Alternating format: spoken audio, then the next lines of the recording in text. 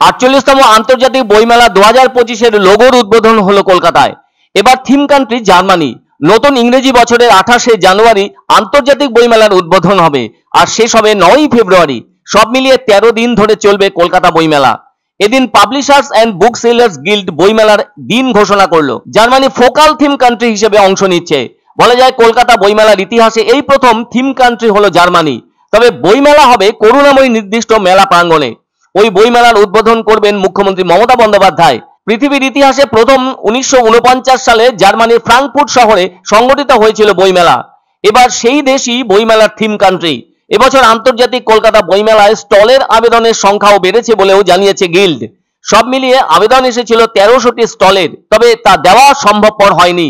সুতরাং গতবারের মতো এবারও স্টলের সংখ্যা থাকছে 1050টি। তবে এবছর কেন থিম কান্ট্রি হিসেবে জার্মানির নাম রাখা হলো, তার সবচেয়ে বড় কারণ হলো 1976 সালে কলকাতা বইমেলা আয়োজনের প্রথম চিন্তা ভাবনা এসেছিল জার্মানির ফ্রাঙ্কফুর্ট বইমেলা থেকে। পাবলিশার্স অ্যান্ড বুক সেলার্স গিল্ডের প্রতিষ্ঠাতা সদস্যরা নিয়মিত যেতেন সেই ফ্রাঙ্কফুর্ট বইমেলায়। এদিকে এই বইমেলায় রাজনৈতিক অস্থিরতার কারণে বাংলাদেশ অংশ নেবে কিনা সেটাই বড় প্রশ্ন হয়ে দাঁড়িয়েছে। এ ব্যাপারে পাবলিশার্স অ্যান্ড বুক সেলার্স গিল্ডের সম্পাদক সুধাংশু শেখর দে জানান, আমরা বিষয়টা সম্পর্কে কিছুই বলবো না। সরকারি নির্দেশিকা মেনে বাংলাদেশের প্রকাশকরা যা ভালো মনে করবেন সেটাই করতে পারেন। প্রতি বছরই বাইরের যে সমস্ত দেশ কলকাতা বইমেলায় অংশ নিয়ে থাকে তার অন্যতম হলো এই বাংলাদেশ। পাঠকদের ভিড় চোখে পড়ে বাংলাদেশ প্যাভিলিয়নেও। শুধু তাই নয়, বাংলাদেশের একাধিক জনপ্রিয় লেখকও বইমেলায় অংশ নিয়ে থাকেন, কেননা তারা এপার বাংলায় থাকা তাদের প্রিয় পাঠকদের সঙ্গে মিলিত হন। এবার সেসব কিছুই হয় কিনা সেটাই দেখার। মনে রাখা দরকার 2024 সালের বইমেলায় এসেছিলেন 27 লক্ষ বইপ্রেমী মানুষ। বই বিক্রি হয়েছিল 23 কোটি টাকার।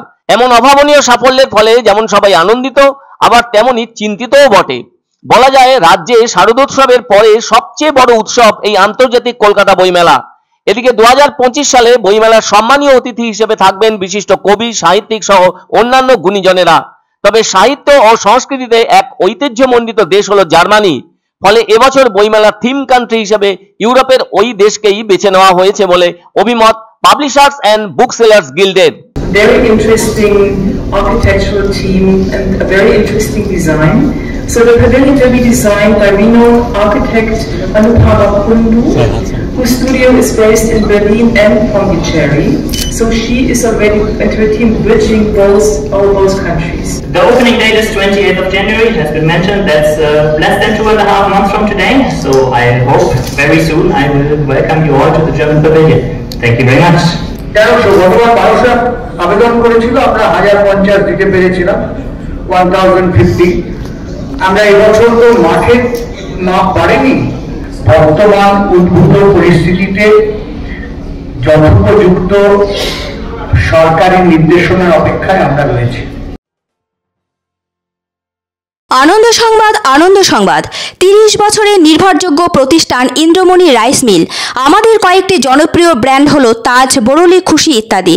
আমাদের factory outlet CG trading company, Dinbazar, axis ব্যাংকের পাশে, জলপাইগুড়ি। এখানে সুলভ মূল্যে গুণগত মানের সব ধরনের চাল পাওয়া যায়। Phone number 9547029475। পছন্দসই সেরা খাবার খেতে হলে সোজা চলে আসুন রুচিসম্মত আধুনিক মানের রেস্টুরেন্ট রাজদরবারে। কেননা এখানেই আপনারা পাবেন ভোজনের রাজকীয় অনুভূতি। শুধু পুজোর সময়ই নয়, সারা বছরই রকমারি খাবার সরবরাহ করাই এই রেস্টুরেন্টের আভিজাত্য। আমাদের ঠিকানা রাজদরবার, রাহুতবাড়ি, বাবুপাড়া, জলপাইগুড়ি। ধামাকা ধামাকা ধামাকা!